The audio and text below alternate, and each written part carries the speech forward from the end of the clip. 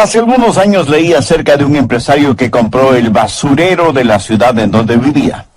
Era un enorme terreno que había sido rellenado con basura.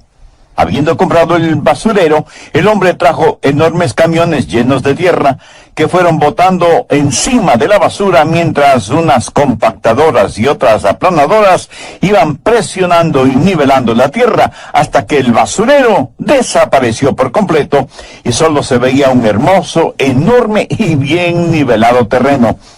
Luego comenzaron a trazar calles y aceras y muy pronto ese terreno se convirtió en un hermoso lugar, con casas de diferentes estilos arquitectónicos, hermosos jardines, bien iluminadas calles, un parquecito central con atractivas fuentes de burbujeantes aguas, juegos infantiles y en fin, todo lo necesario para que fuera un codiciado vecindario. Rápidamente la gente compró las casas y por un buen tiempo todos estaban realmente felices de vivir en esa subdivisión de la ciudad. Pero un día las calles comenzaron a desnivelarse, las aceras se rompían, los pisos de las casas comenzaron a hundirse, las paredes se partían, puertas y ventanas se desnivelaban y los techos se abrían y se hundían. Y una por una las casas fueron abandonadas.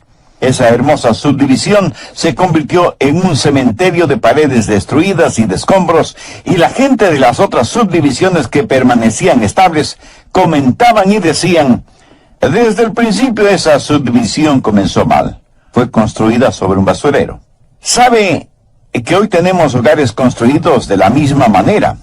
Por eso el tema del mensaje de hoy es una base para la familia. Por favor, busque el capítulo 5 de Mateo, desde el verso 31. También fue dicho: cualquiera que repudia a su mujer, dele carta de divorcio. Pero yo os digo que el que repudia a su mujer, a no ser por causa de fornicación, hace que ella adultere, y el que se casa con la repudiada comete adulterio. Vayamos ahora al capítulo 7, verso 24. Cualquiera pues que me oye estas palabras y las hace, las compararé a un hombre prudente que edificó su casa sobre la roca. Estamos viviendo en medio de una tragedia nacional, la tragedia de los hogares construidos sobre basura ética y moral, los matrimonios desechables. La gente se casa buscando un ideal que muy pronto se convierte en una carga, por lo cual se busca un nuevo ideal que termina siendo una nueva carga, y así el círculo vicioso es interminable. Para muchos matrimonios fracasados, la solución más rápida es el divorcio. Casi se ha vuelto un estilo de vida. Pero toda la angustia, la desesperación, el infierno emocional que viven quienes se divorcian, afectan a los hijos de los divorciados y a las familias inmediatas de los divorciados. Y es como consecuencia por no obedecer la palabra de Dios. El plan y propósito de Dios para el matrimonio es hasta que la muerte los separe. Un día le pregunté a mi esposa: Joyce, ¿me amarás cuando esté envejeciendo y pierda mi atractivo? Y ella, veloz como un rayo, me contestó: ya lo estoy haciendo. Jamás se une en matrimonio pensando que si no es como usted lo soñaba, se divorcia. Y aunque el matrimonio fue hecho en el cielo, tenemos que vivirlo aquí en la tierra. En una importante revista leí lo siguiente: el panorama nacional está lleno de las víctimas de la epidemia de divorcios. Ex esposas criando a sus hijos solas. Ex esposos tratando de empezar una nueva vida y sin embargo seguir siendo o tratando de ser un buen padre para sus hijos, a quienes solo ven en días específicos. Mientras tanto, los hijos tienen que vivir entre sus padres que están en guerra. Realmente trágico, ¿no le parece? En una encuesta estudio realizado entre 60 familias de clase media, se descubrió que solo el 10% de los excónyuges dijeron que después del divorcio habían tenido relativo éxito mejorando sus vidas. Solo el 10%. En nuestros días, el divorcio se ha convertido en una horrible epidemia que explica el porqué de tantas vidas destrozadas, que producen hogares destrozados, que producen vidas destrozadas, que producen hogares destrozados, y parece que esto no tiene fin. Necesitamos aprender de la palabra de Dios cómo romper este círculo vicioso y poner fuertes fundamentos para la familia. ¿Qué dice Dios al respecto? Busque Malaquías 2:16. Jehová, Dios de Israel, aborrece el repudio. Aquí la palabra repudio significa dejar de lado, separar por fuerza, divorciar. Al hablar de un firme fundamento para la familia, quiero que veamos tres cosas. Primero, el diseño de Dios para el matrimonio. Lo que Jesús dijo en los versos 31 y 32 de Mateo 5 tiene un pasaje paralelo en Mateo 19, comenzando con el verso 1. Aconteció que cuando Jesús terminó estas palabras, se alejó de Galilea y fue a las regiones de Judea al otro lado del Jordán, y le siguieron grandes multitudes, y los sanó allí. Entonces vinieron a él los fariseos tentándole y diciéndole: ¿es lícito al hombre repudiar a su mujer por cualquier causa?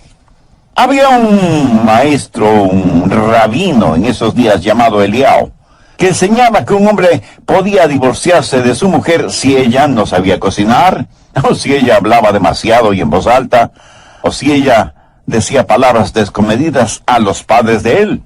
Y lo que realmente los fariseos le estaban preguntando a Jesús era: ¿estás de acuerdo con la enseñanza de Eliao? La respuesta de Jesús les dijo: ¿no habéis leído que el que los hizo al principio, varón y hembra los hizo? De paso, quiero decir que Dios está en contra de la moderna idea del unisex. Cuando Dios creó a la primera pareja, al hombre le hizo bien hombre y a la mujer bien mujer. Y dijo: por tanto dejará el hombre a su padre y a su madre y se unirá a su mujer y serán una sola carne. Y el Señor Jesús en Mateo 19:6 termina cualquier discusión sobre este asunto al decir: por tanto lo que Dios juntó, no lo separe el hombre. ¿Cuál es el plan de Dios para el matrimonio? Usted puede contratar al mejor constructor del mundo y pedirle que le construya una casa. Pero si él no sabe lo que es una casa, no podrá construirla, sin que importe cuán buen carpintero o constructor es. Uno puede tener los hijos más maravillosos del mundo y decir: voy a construir un hogar cristiano, o voy a construir un hogar como Dios lo diseñó. Pero si usted no sabe lo que Dios diseñó, ¿cómo va a construirlo? Así que, ¿cuál es el diseño, el plan de Dios para el matrimonio? En el capítulo 19 de Mateo hay 3 versos claves. Y como usted bien lo sabe, un verbo es una palabra activa. Esos verbos son dejar, unirse y ser. Cualquier consejería matrimonial tiene que girar en torno a esos 3 verbos activos.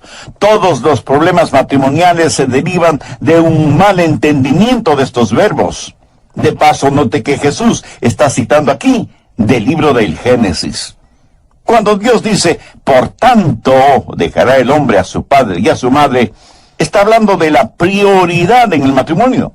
El matrimonio es la más alta de todas las relaciones humanas, y la relación entre marido y mujer debe ser el lazo más fuerte que la relación entre padres e hijos.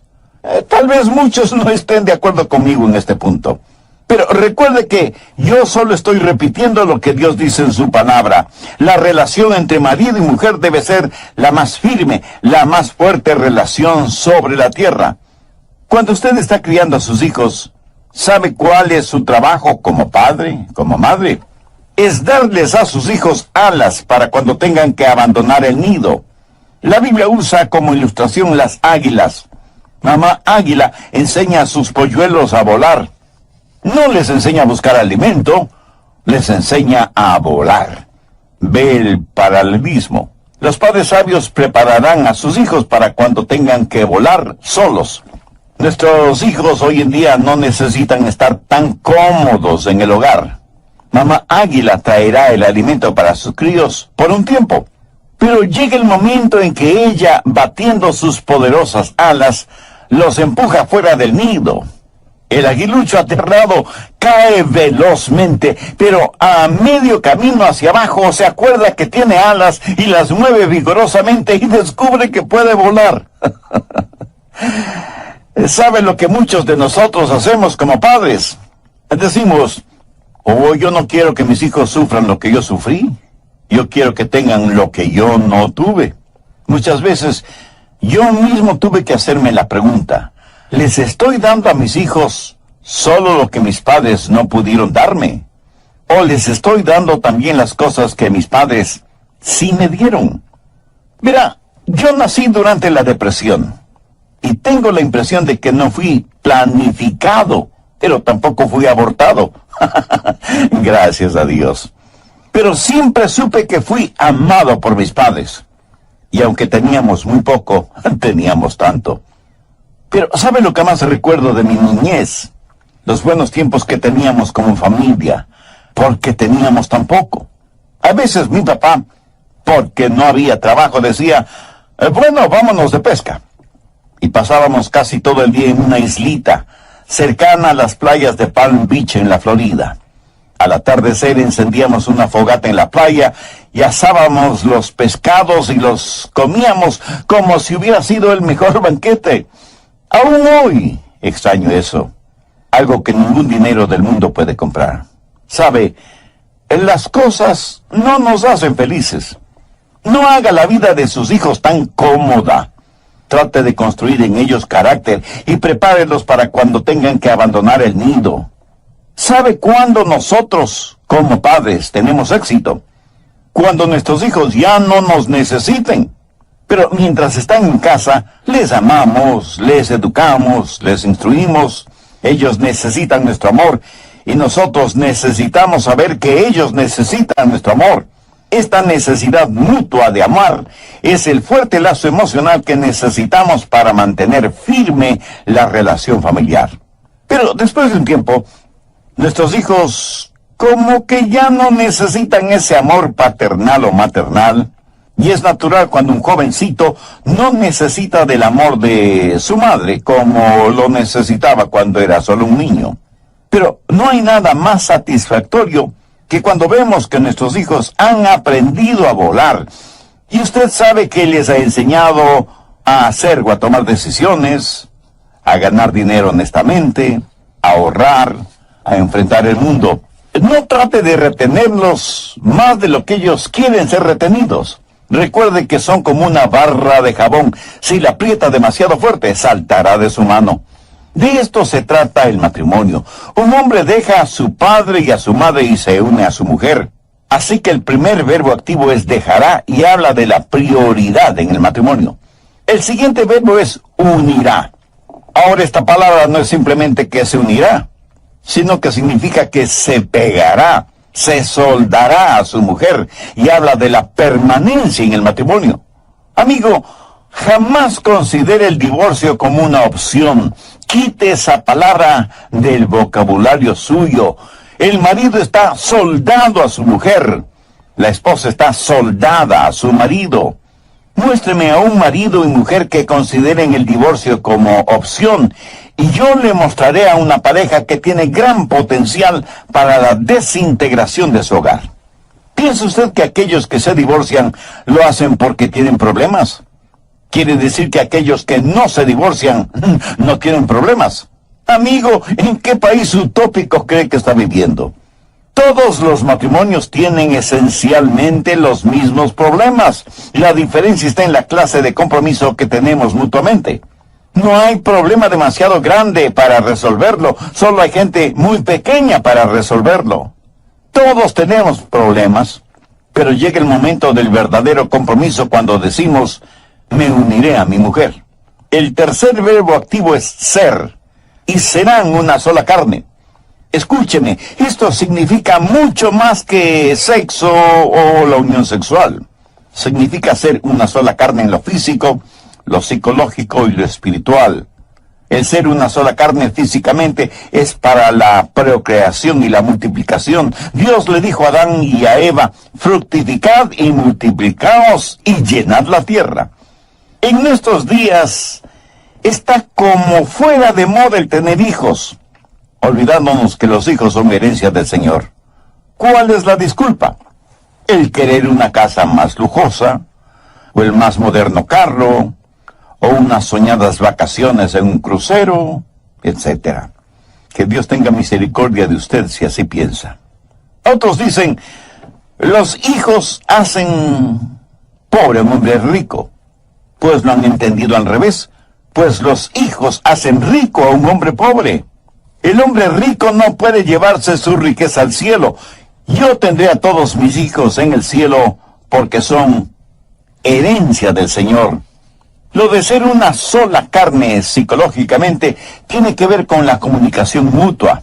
Las más profundas necesidades emocionales y espirituales del hombre son realizadas en la mujer y las de la mujer en el hombre. Dios dijo que no era bueno para el hombre estar solo. Así que la mujer no solo debe ser la esposa, sino también la mejor amiga del hombre y su amante en el mejor sentido de la palabra. Y ser una sola carne en lo espiritual es para comunión. Si esposo y esposa no se comunican, se desintegran. No hay nada más precioso y valioso que el ver a un hombre y a una mujer unidos en matrimonio. Son una sola carne en lo sexual, lo psicológico y lo espiritual, y juntos aman a Dios. Ese es el plan divino para el matrimonio. Ese es el plan diseñado por Dios mismo. En esta serie Edificando sobre la Roca, en el programa anterior, comenzamos a estudiar una base para la familia, basado en Mateo 5:31 y 32 y Mateo 7:24, y vimos el primero de 3 puntos importantes. Primero, el diseño de Dios para el matrimonio. Espero que tenga su Biblia a la mano y un cuaderno para tomar notas. Bien, entonces prosigamos. Segundo, la permanencia en el matrimonio deseada por Dios. En Mateo 5:31 y 32, Jesús hace referencia a Deuteronomio 24 para poner en evidencia lo que el deseo de Dios es en la permanencia en el matrimonio. Y Jesús permitió, escuchó bien, Jesús permitió, no ordenó, el divorcio por una sola razón: fornicación, adulterio. Veamos Mateo 19 desde el verso 5. Y dijo Dios: por esto el hombre dejará padre y madre y se unirá a su mujer, y los dos serán una sola carne. Así que no son ya dos, sino una sola carne. Por tanto, lo que Dios juntó, no lo separe el hombre. Le dijeron: ¿por qué pues mandó Moisés dar carta de divorcio y repudiarla? Él les dijo: por la dureza de vuestro corazón. Moisés os permitió repudiar a vuestras mujeres, pero al principio no fue así. En otras palabras, Jesús estaba diciendo que el divorcio nunca fue parte del plan de Dios para el matrimonio, y que si Moisés lo permitió, fue debido a la dureza del corazón del hombre. Ahora, note las palabras de Jesús en el verso 9. Y yo os digo que cualquiera que repudia a su mujer, salvo por causa de fornicación, y se casa con otra, adultera, y el que se casa con la repudiada, adultera. Note que aunque Moisés permitió el divorcio, no lo ordenó, porque eso no es parte del plan original de Dios. La palabra griega porneia, raíz de la palabra pornografía, significa inmoralidad sexual. Y el acto físico de inmoralidad sexual dentro del matrimonio fue la razón que Jesús dio para el divorcio. No lo ordenó, pero tampoco lo defendió. Pero ponga atención. Jesús enseñó que la restauración y el perdón, aún en el caso de infidelidad matrimonial, es mucho mejor. Y el ejemplo clásico es la vida del profeta Oseas, cuya esposa, Gomer, fue una prostituta esclava. Y Oseas la compró, le perdonó, se volvió a casar con ella, la restauró y la trajo al seno del hogar. Ese es el ideal de Dios. Y yo doy gracias a Dios por todos los Oseas de este mundo que están listos a perdonar y a restaurar sus matrimonios. Hay disculpas realmente tontas para justificar el divorcio. Ya no nos amamos, somos incompatibles, no nos entendemos, y qué sé yo cuántas cosas más. Amigo, ninguna razón aparte de la fornicación y adulterio justifica el divorcio. ¿Por qué? No es el amor el que sostiene su matrimonio, es al revés, es el matrimonio el que sostiene su amor. Cuando usted piensa en el amor, seguramente está pensando en una emoción, pero Dios habla de compromiso. ¿Ha notado que Dios nos ordena amar? Busca Efesios 5:25. Maridos, amad a vuestras mujeres. Y eso, mi amigo, no es una sugerencia, es una orden. Se nos ordena amar a nuestras esposas.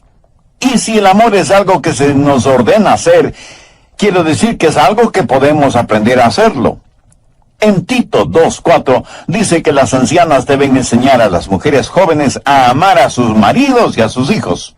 Verá, el amor no es algo efímero o emocional que unas veces lo siente y otras veces no. Hoy siente amor por alguien, mañana no. O sea que usted no es más que una víctima del amor. Oiga, la Biblia no enseña eso. Dios, por medio de su palabra, nos ordena amar. Me apresuro a decir que no hay nada de malo en el romance, ni con las emociones. Espero que usted siga disfrutando de la luna de miel. Trágicamente muchos la han convertido en luna de hiel. Recuerdo mi tiempo romántico con Joyce, mi esposa.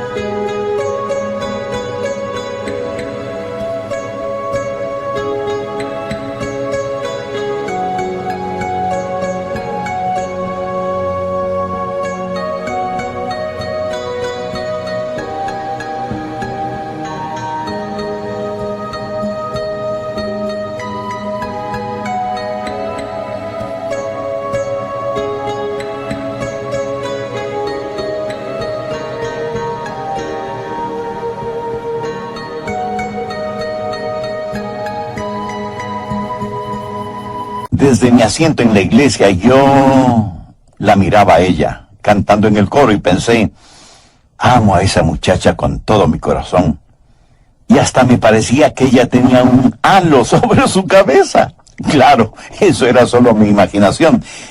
Pero para mí todo eso era lo romántico, y las noches de luna, y las rosas, y las palabras suaves y dulces. Fue maravilloso. Pero lo más estupendo es que continúa haciéndolo. Luego la crianza de 4 hijos, el entierro del quinto que murió en su infancia, la educación de todos ellos, y yo tratando de terminar mis 7 u 8 años de estudio, teniendo familia y trabajando a medio tiempo casi en cualquier cosa, para poder ser el proveedor de la familia, mientras mi esposa permanecía en casa cuidando y educando a nuestros hijos. Fue un tiempo difícil, con disgustos y desacuerdos, y aunque me casé con una hermosa muchacha, con el tiempo se convirtió en una complicada mujer, y supongo que lo mismo ha pasado conmigo. Yo tuve que hacer algunos ajustes en mi vida, y ella también. Con todo y eso, las cosas fueron duras, y las siguen siendo. Y tanto mi esposa como yo tenemos que ser flexibles. ¿Sabe qué es lo que nos mantiene juntos? Es el amor, no el romance. ¿Sabe qué es lo que mantiene nuestro amor? Es el compromiso mutuo. Sí, ya no vivimos un romanticismo juvenil. Ahora lo romántico, como nosotros mismos, ha madurado y es más significativo debido a la experiencia. Maridos, amad a vuestras mujeres. Mujeres, amen a sus maridos. Algunos quieren justificar el divorcio diciendo que es por el bien de nuestros hijos. No queremos que crezcan en la atmósfera de un hogar infeliz. Bueno, permítame decir que los estudios realizados en hogares destrozados por el divorcio no respaldan ese razonamiento. El divorcio nunca es un factor positivo para los hijos. Muchas parejas que consideran el divorcio creen que solo tienen 2 alternativas: peleas y argumentos o el divorcio. Pero quiero decir que hay una tercera alternativa. Haga las paces con Dios y tendrá la fuerza emocional, psicológica y espiritual para que su matrimonio funcione como Dios quiere que funcione. Cuando alguien se divorcia y dice que es por el bien de los hijos, eso es por lo general un acto de egoísmo. Usted lo presenta como un acto de noble sacrificio, cuando debería estar haciendo algo para mejorar sus relaciones con su cónyuge, en vez de romper el corazón y la vida de sus hijos. Otros justifican el divorcio diciendo, pero es que yo tengo el derecho a ser feliz. ¿Sabía que Dios tiene otro plan para usted? Él quiere que usted sea santo. querer ser feliz está bien. Pero cuando la búsqueda de la felicidad es su primordial meta en la vida, está cometiendo el más grande acto de egoísmo que terminará, aunque usted no lo crea, en la más grande infelicidad. Usted no vive en aislamiento, y cuando se casó, usted hizo un voto sagrado frente a su cónyuge. Así que no solo es su felicidad, sino también la de su esposo o esposa. Además, usted hizo ese voto delante de Dios, y su voto a Dios es más importante que su felicidad. Usted quiere ser feliz, y puede serlo, si es que obedece a Dios. Y hay quienes tratan de darle un tinte espiritual al divorcio y dicen: Dios me está guiando en este asunto. Dios quiere que me divorcie. Escúcheme, Dios nunca, nunca, nunca, nunca se va a ir en contra de su propia palabra. Nunca. Y Él no va a hacer una excepción para usted, se lo aseguro.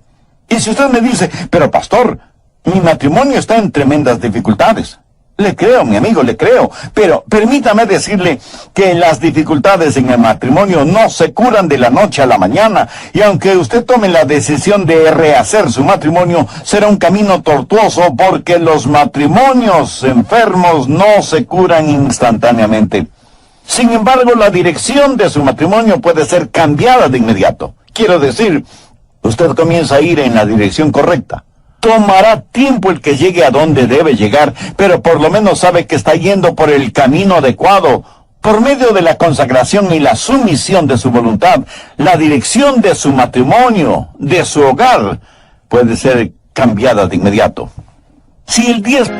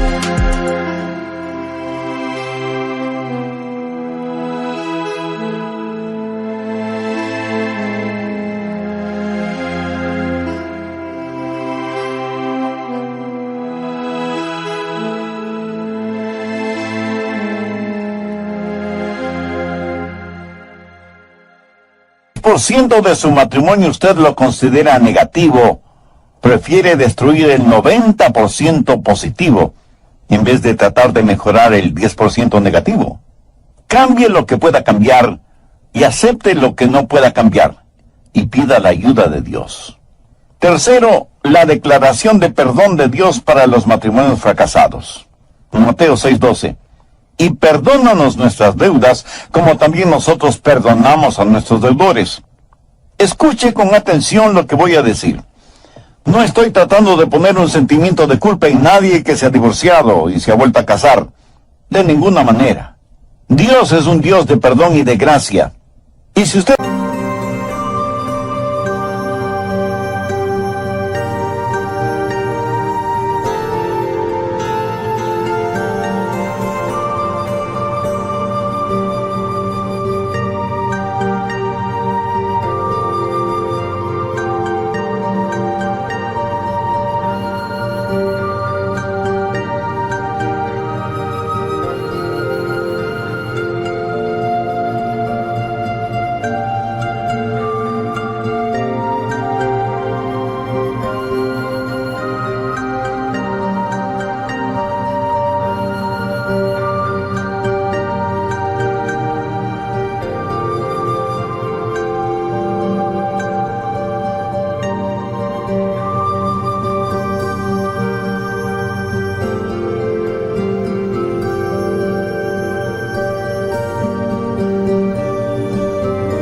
ha fracasado y su matrimonio está irreparablemente roto y se ha vuelto a casar y ya tiene un nuevo hogar, el agua derrama a los divorciados y divorciadas como a ciudadanos de segunda categoría en el reino de los cielos.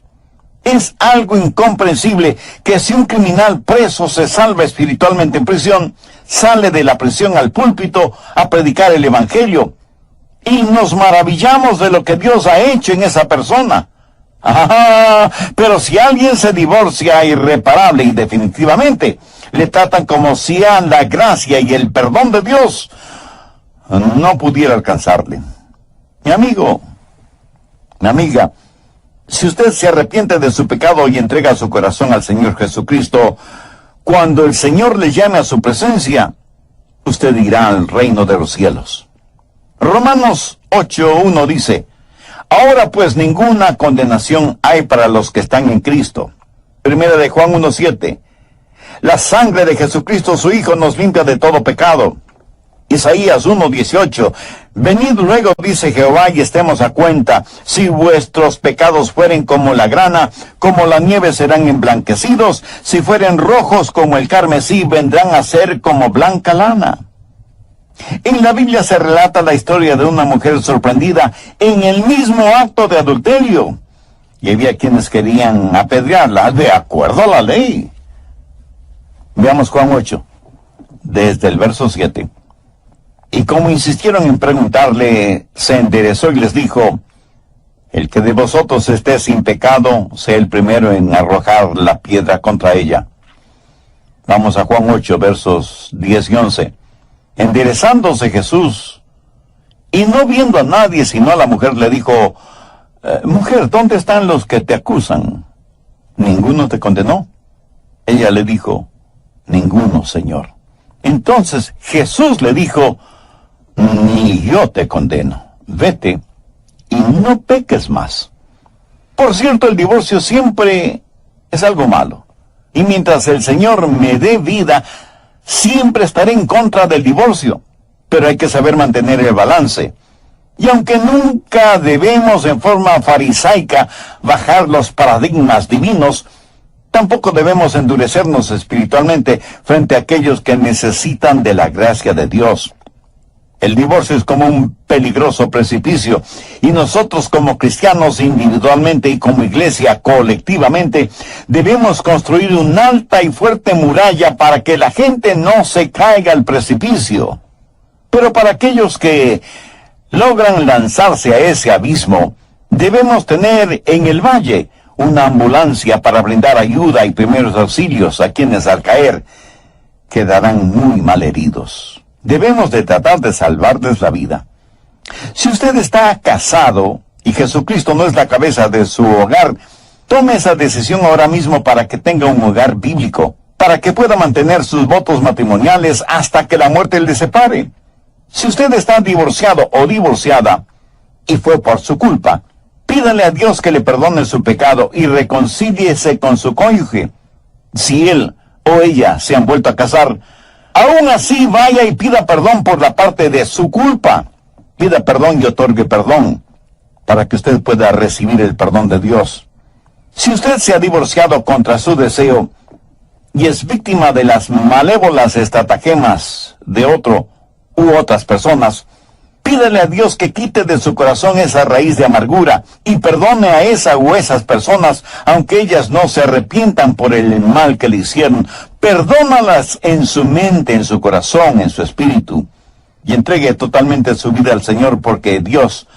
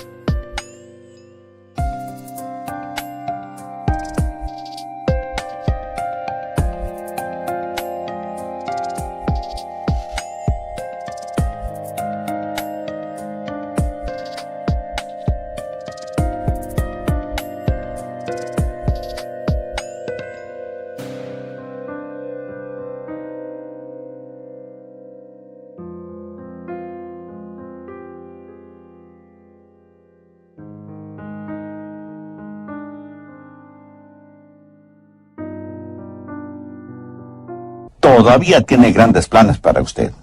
Y si usted que me escucha este mismo momento está atravesando por graves problemas matrimoniales y está pensando en el divorcio, por favor no lo haga.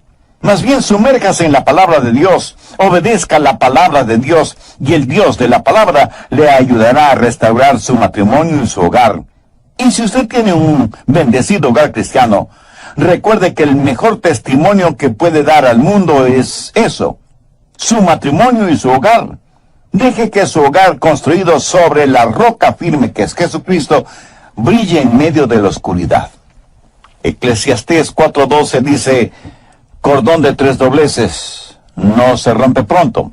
Eso quiere decir un esposo y una esposa bajo el señorío de Jesucristo. Ese es un cordón de 3 dobleces que el diablo no podrá romper.